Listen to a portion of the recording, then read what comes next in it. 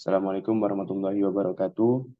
Kami dari kelompok 2 dengan judul analisis energi pada hewan ternak bebek, tugas pengantar teknik pertanian dengan dosen Ibu Riswanti.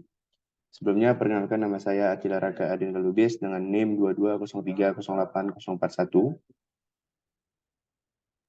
Perkenalkan, nama saya Farah Faliha dengan NIM 2203080115. Perkenalkan, nama saya Fajar Jatulogulo dengan NIM 2203086063.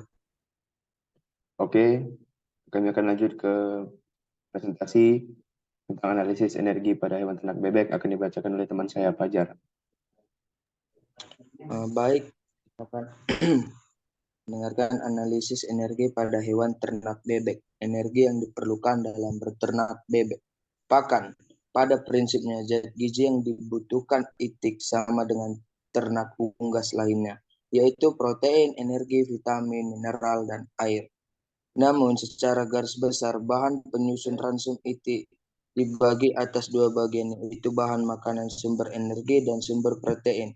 Sumber energi merupakan porsi terbesar dalam formulasi ransum seperti jagung kuning, katul, karak, sorghum, dan sebagainya. Proporsi sumber energi biasanya mencapai 80-90% dalam formulasi ransum. Sumber protein merupakan bahan pakan dengan harga paling mahal dibanding sumber energi maupun mineral dan vitamin.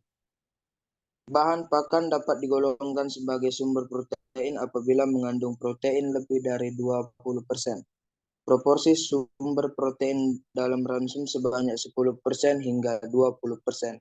Sumber protein antara lain tepung ikan, bekicot, tepung udang, bungkel kedelai, koro benguk, dan sebagainya. Berikut ini adalah kandungan gizi dari berbagai jenis bahan. Jenis bahan pakan dan kandungan gizi. Yang pertama, jagung kuning 3.430 kilokalori. Menir 3.000 kilokalori. Kacang hijau 2.900 kilokalori. Kacang kedelai 3.510 kilokalori. Dedak halus 2.400 kilokalori. Tepung bekicot 3.000 kilokalori. Batasan pengguna masing-masing bahan dalam persen. Yang pertama, jagung giling 40 hingga 45%. Tepung gaplak 10 hingga 20%, onggok 5 hingga 10%, dedak halus 30 hingga 60%, bengkel kelapa 15 hingga 20%.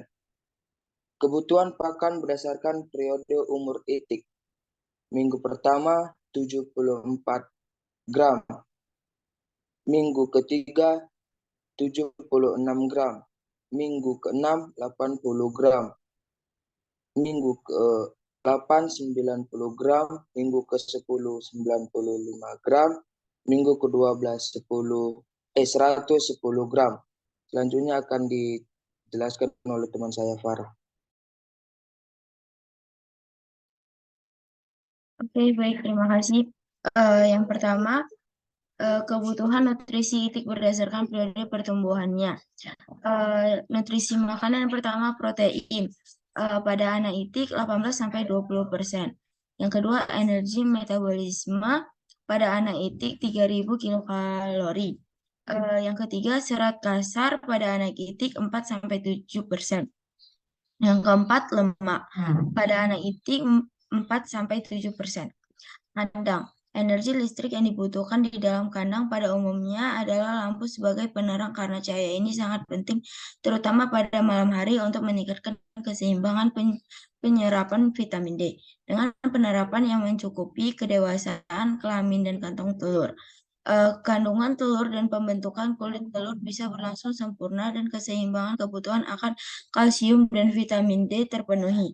Selain itu, cahaya lampu juga sanggup memberi daya rangsang kelenjar yang bertugas membentuk hormon yang merangsang syaraf mata untuk mempertinggi protein telur.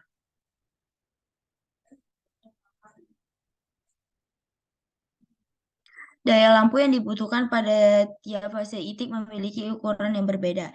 Yang pertama, kadang ukuran 10 meter persegi pada anak itik diperlukan lampu 60 watt dinyalakan selama 24 jam.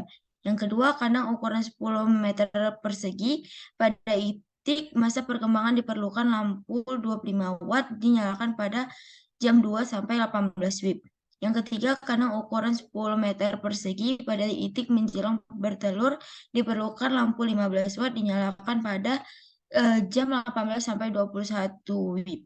Yang keempat, kadang ukuran 10 meter persegi pada itik masa produksi diperlukan lampu 30 watt dinyalakan pada jam 18 sampai 19 WIB.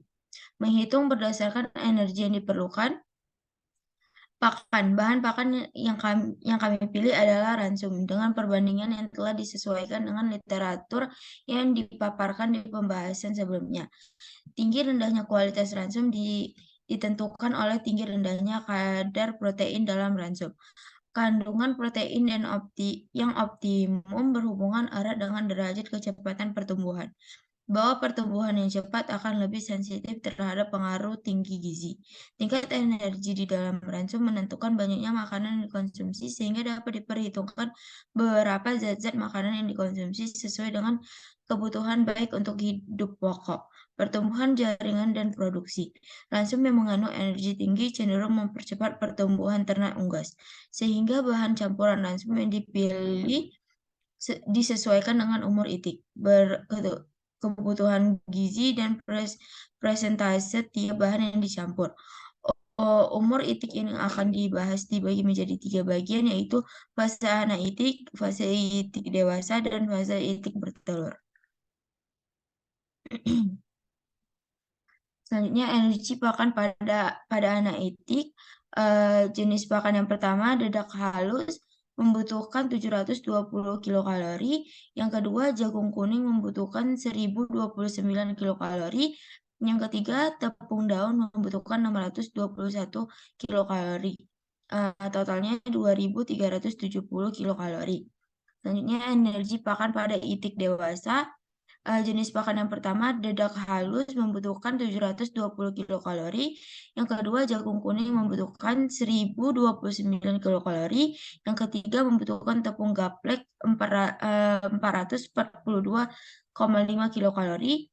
Yang keempat, tepung daun membutuhkan 621 kilokalori dengan total 2812,5 kilokalori. Dan selanjutnya akan dijelaskan oleh teman saya, Raka.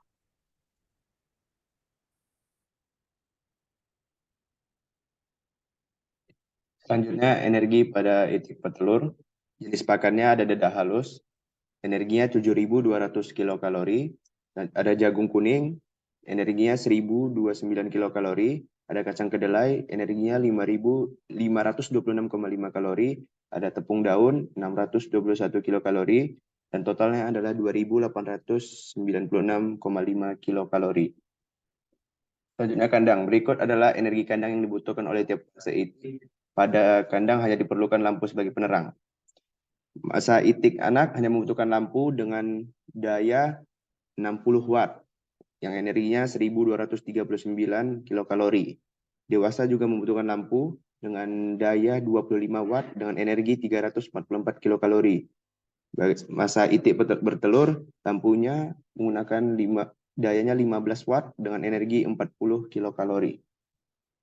Kesimpulannya adalah berdasarkan dari data yang sudah diperoleh dapat disimpulkan bahwa dalam budidaya ada 2 faktor utama yang menjadi hasil produksi bebek tersebut unggul, yaitu pakan dan kandangnya.